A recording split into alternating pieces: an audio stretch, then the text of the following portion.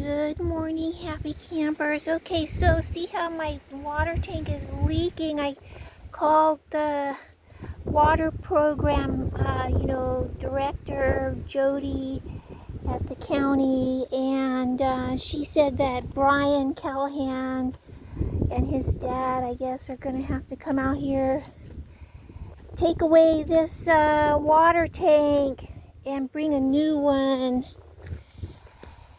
And I tried to move the truck just because it's like right in the way, they need a clear path.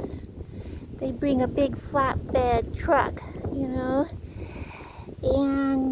the battery on my truck is dead. So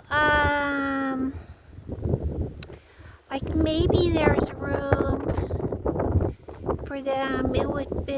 Maybe, I don't know, it would be better to get my truck started and out of the way.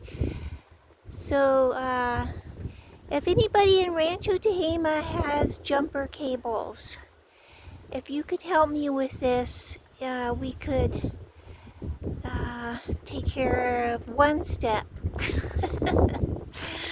of the process. Thank you so much. Bye bye.